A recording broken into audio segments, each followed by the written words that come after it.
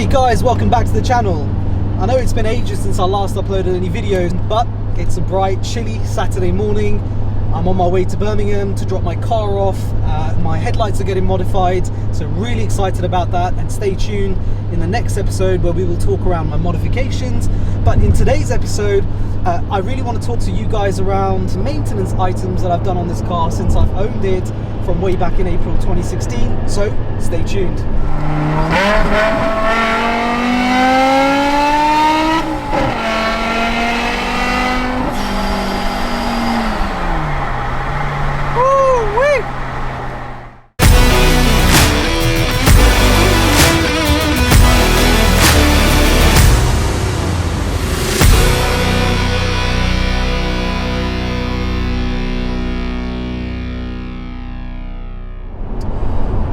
So the first thing that I did when I got this car was I actually did a full body color respray.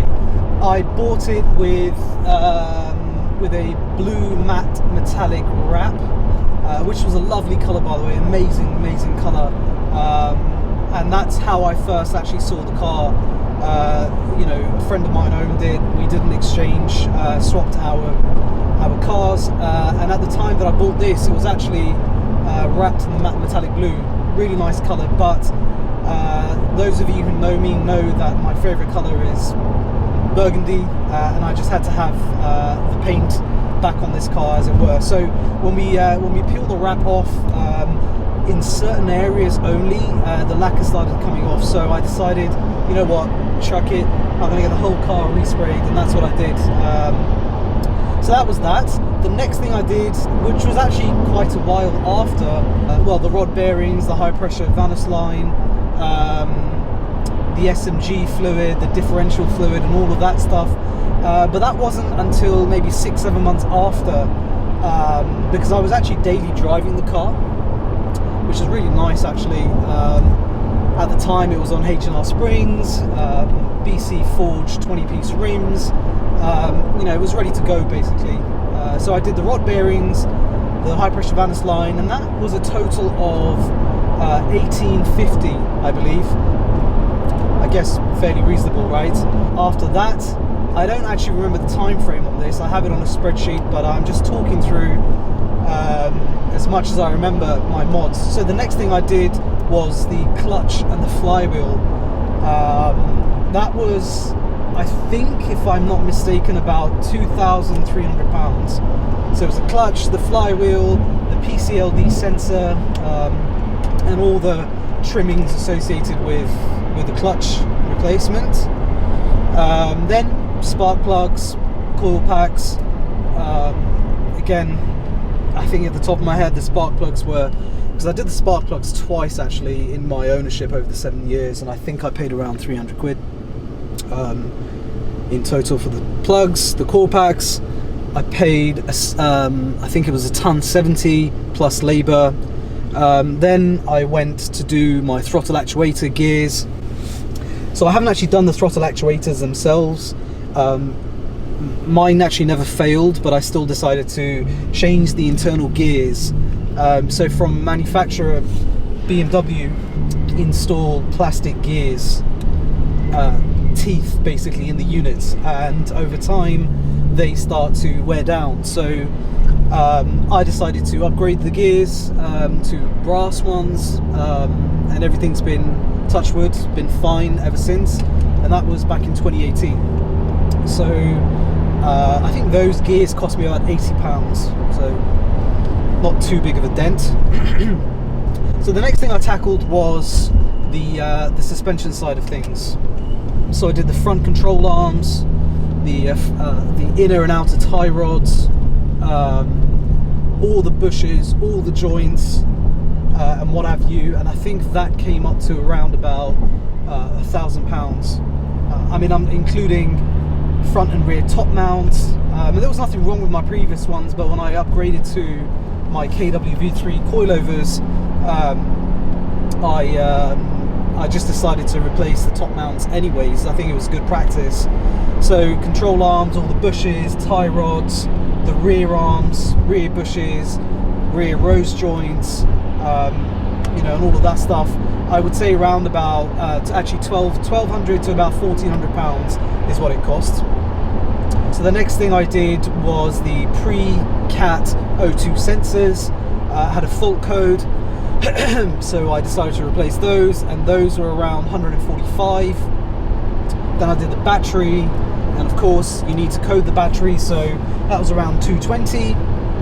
The next thing I remember doing was the drive shaft donut, the center support bearing, the transmission mount, and all of that came up to about 350 pounds. And bearing in mind, a lot of this was done through DIY. So my friend and I, who's been on the channel, who does quite a lot of the work for me, Hussein, shout out Hussein, he's done a lot of the work for me. I've also had Uvis from Ultimate Velocity, shout out to Uvis, you know, and I'll put a link in the description below to both of these guys. Again, they've helped me a lot through my journey, so you know, always have to support where required. Next thing I did was the charcoal carbon canister, or the active charcoal canister. And so what happens with this is when you go to fill up your car, and when you undo your fuel cap, you might hear a whoosh kind of a noise, and what that is basically air trapped in your vents, you know, and they get released once you open your fuel cap. It's not necessarily a good thing, so the first thing you want to do is replace your charcoal canister. On the M6, the E63, these canisters are based or located under the car, near the rear, so kind of like towards the back of the exhaust area.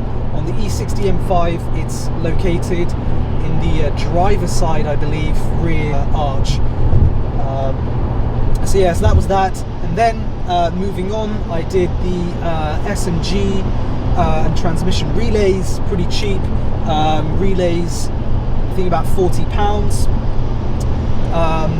Oh, the carbon canister was about £95 at the time from BMW. So the next thing I tackled was the fuel pump, fuel filter, fuel injectors, the fuel EKP module, the fuel pressure sensor. Now that was a pretty hefty item to kind of tackle, because it was pretty expensive actually.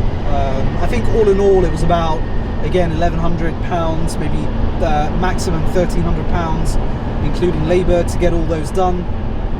I actually had a fault code for a fuel pump, so I decided to change the fuel pump, the fuel filter, and all of the associated bits, the injectors and everything, near enough around 1,000 miles within each other. The next thing I did was the crank sensor.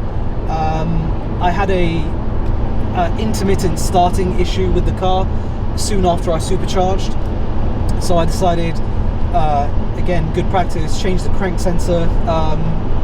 That was about £1,000. No, it wasn't. It was about £100 part, and again, pretty easy DIY. The next thing I did was replace the coolant.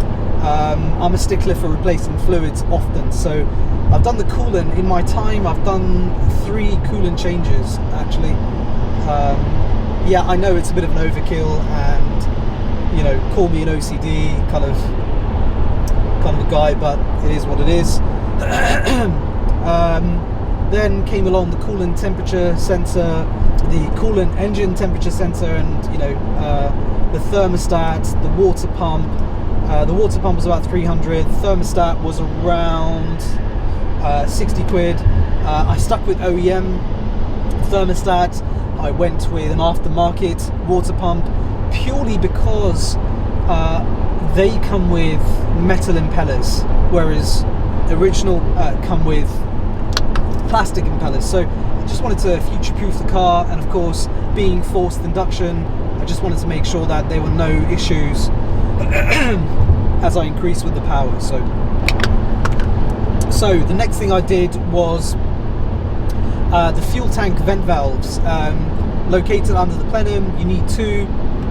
I think I paid around 125 for those. Pretty pricey actually, but it was one of those where I was there doing something else, and it just made sense to pay the little bit of extra and, you know, just get it done whilst you're in there, kind of a scenario. What else did I do? Just trying to have a think in terms of what are the maintenance things I did.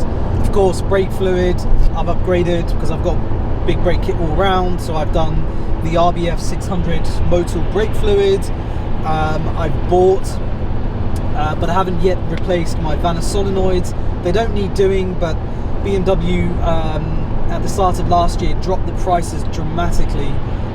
So for a very long time, one Vanes solenoid on this car would cost you around 1,200 quid, and you need 4. So yeah, you could imagine, you know, that wasn't an item you wanted to just have lying on your shelf carrying as a spare. But anyways, as soon as we, you know, as soon as UK hit Brexit, the prices dropped, and so through a good deal, I decided to pick some up. I think I paid about $550 for a set of 4 through BMW. So I think, as far as I know, that's kind of it in terms of maintenance. I'm sure there might be 1 or 2 other items that I have forgotten to cover. Absolutely, it goes without saying, I've done multiple oil changes. I think I must have done around, I don't know, 8 oil changes, 9 oil changes in my time with this car. I've done around 20k since I've owned this car, maybe 24,000 miles I've done on this car, and I've done quite a few oil changes, just because I'm a firm believer in, again, replacing fluids often. I currently run 550 Redline. You know, I've ran multiple different brands. I can't tell the difference. The only thing I can say with Redline is, you know, it is a premium grade oil. It does cost a lot more than perhaps, you know, Motul, maybe Castrol, but I'm not here, you know, talking about different brands and which one's good, which one's not. I'm just purely telling you what I run. There's no right or wrong. So, you know, as a consumer, as a enthusiast, I think it's up to you guys to decide, research and decide what oil you want to run. I'll be very keen to hear what you guys run in terms of oil. Comment in the video below. Well, that's a wrap for today, guys. Thank you so much for joining. I hope you've enjoyed my drive and talk. And the next episode, I plan to talk around all the modifications that I've done to the car. So I'm sure some of you guys are pretty eager and keen to find out exactly all the details of my modifications. So yeah, until next time, stay tuned.